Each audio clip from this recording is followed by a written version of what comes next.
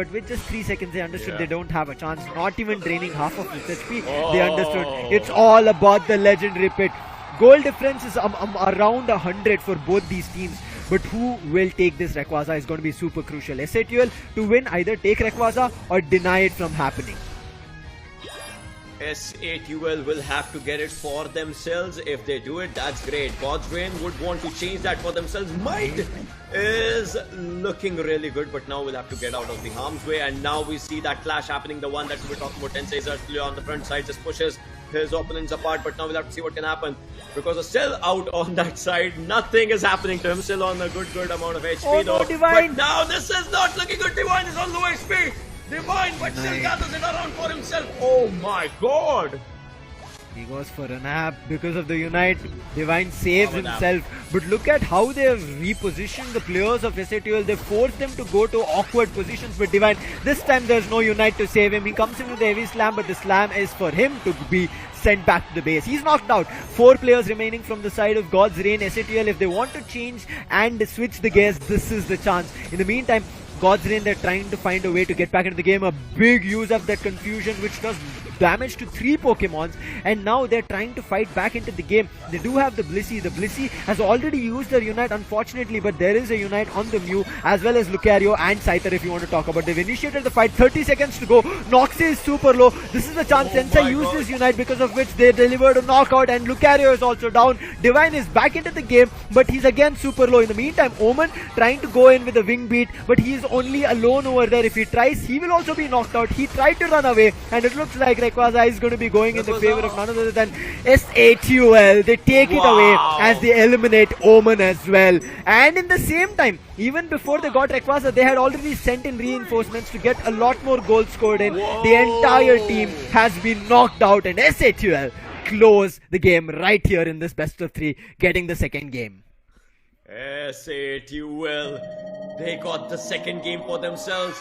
556 versus 227.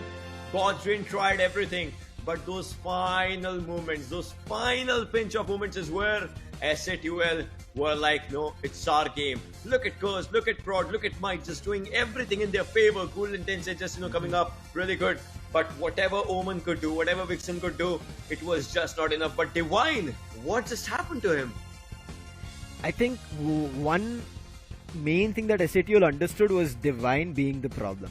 Divine, in that, I think, 4th minute and 5th minute mark, his block, which crushed 3 players and gave an advantage for God's Reign to knock them out, get the top lane control, that gave an idea for SATUL, understanding that, oh, Divine is able to do that. He's doing it really well. What we'll do, we'll try and knock out Divine as we start the legendary pit fight. And that's what happened. Once Divine got knocked out, sent back to the base, everybody else was left vulnerable, because Divine is generally used as the initiator. Snorlaxes are generally used as the initiator, and things just crumbled one after another. You saw Vixen, Omen, everybody trying to swoop in. Noxie and Scepter also trying to swoop into the fight. They wanted to take Rayquaza, but before they could do anything or get closer to Rayquaza, they had to face the players of SATUL, especially Tensei, timing his Unite perfectly, saving it until the players of God's Reign had used their Unite.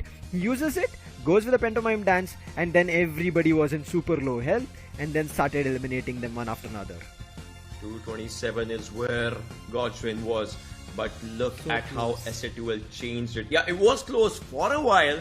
They had a lead as for well 10 in between. seconds. But then, nothing could have happened. They got Rayquaza, they just took all the baskets, and they got the goals for themselves, which was really, really needed.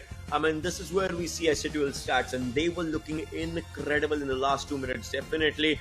But the gain that they had, that gain was incredible. Yeah. SATUL playing calm and composed, understanding that, okay, God's Reign are trying to get back into the game. They're making 5-man or 4-man pushes in either the top or the bottom lane. Let's not give in to it. Or what SATUL were doing, like, we will make that push. If they're able to knock us out, we will keep at least one heavy hitter or a heavy damage taker to survive. And that was all time Smite. Whether you talk about the bottom lane fight, which did not work out for SATUL, or the top lane fight, Might always survived. Might always made sure that the players of God's Reign wasted time, and because of that, SATL were able to get that advantage. SATL at all times were able to rely on one of their players who was annoying them, doing damage. Even in the start of the Rayquaza fight, you saw, right? Might, he was going on a 1v2 fight and he was the one doing damage. They feared him and they ran away from him. They definitely feared him and they definitely ran away from him, but the way this game just turned out was just so insane. SATL right from the beginning, they had a 100+ point lead and they were not giving that at all. Look at this, at this time as well, they have a 100+ point lead, which was really, really good. Godstrain tried, but SATL was ready for that, and the way SATL just performed, I believe this was one of the finest performances you could just see as a one-sided domination, and SATL was a perfect example of that. This is where they got it for themselves. This is where they just got Rayquaza and they were like, yeah, now it's game done. I think Divine, when he started the fight, nobody, I would say, joined hands with him from the sides of God's Reign, or maybe the call was not clear, maybe it was not properly discussed, and that just broke down. It just